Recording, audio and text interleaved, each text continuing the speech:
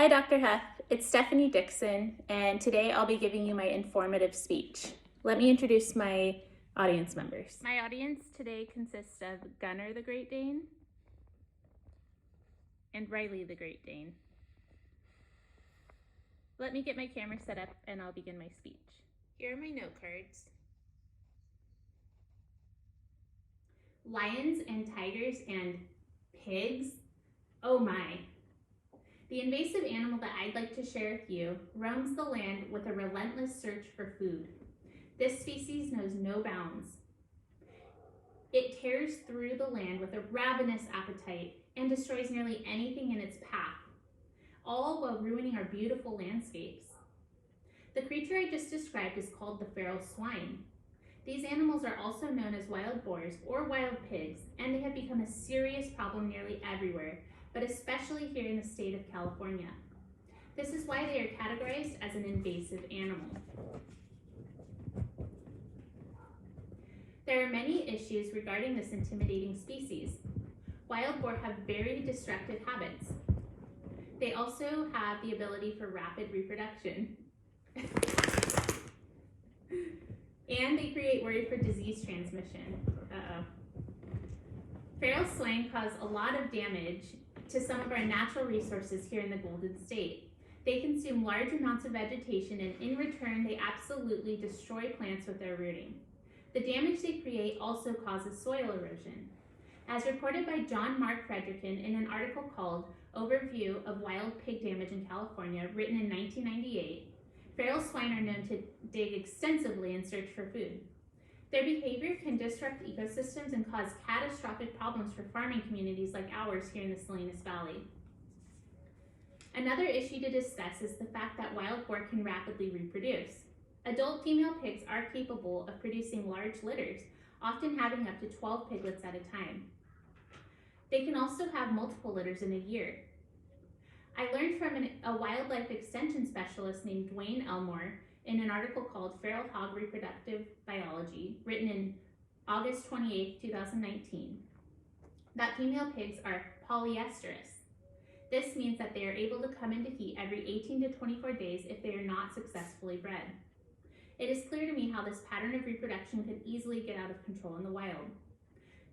Some material that I read from author J.A. Finsel called Wild Pigs, Home and Landscape, written in 2015, is that feral pigs are not native to North America.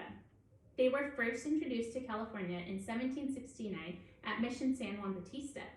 The missionaries released the domestic pigs near the historic church in order to take advantage of the natural food resources that were available.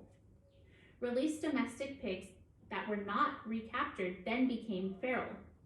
This information, combined with the animal's reproductive abilities, explains why the feral hog issue is such a problem, especially here in our area. Feral hogs also act as carriers and spreaders of many different diseases, which pose a threat to wildlife, livestock, and even humans. As reported by an administrator for the USDA named Kevin Shea on June 2, 2020, in an article called Feral Swine, Risks to People and Domestic Animals, wild pigs are known to carry at least 30 contagious diseases and nearly 40 parasites. The most common way that germs are transmitted from swine to human is through handling their meat or eating meat that has not been fully cooked. Another way is through contact with their urine and feces. We all remember hearing of an E. coli outbreak in spinach from the Salinas Valley, right?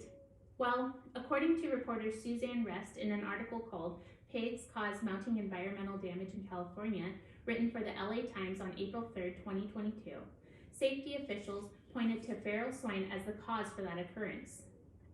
Water regulators and engineers worry about wild hogs contaminating our reservoirs and rivers in the same way as well. Today, we discussed some issues with feral swine and how they are an invasive species to be aware of. We talked about their destructive habits, rapid rates of reproduction, and concerns with disease transmission. It is vital that we raise awareness about the destruction caused by feral pigs. Trapping and hunting programs are important to reduce the numbers. According to journalist Answer Hansen in an article called California Law to Control Wild Pig Population, written on September 21st, 2022, a bill regarding feral swine in California has been signed into law. SB 856 allows individuals to kill an unlimited number of wild pigs and prohibits people from intentionally releasing pigs into the wild. This could improve the feral swine problems that we are facing, eventually reducing the issues created by this invasive species and restoring the beauty of our land. Thank you for listening today.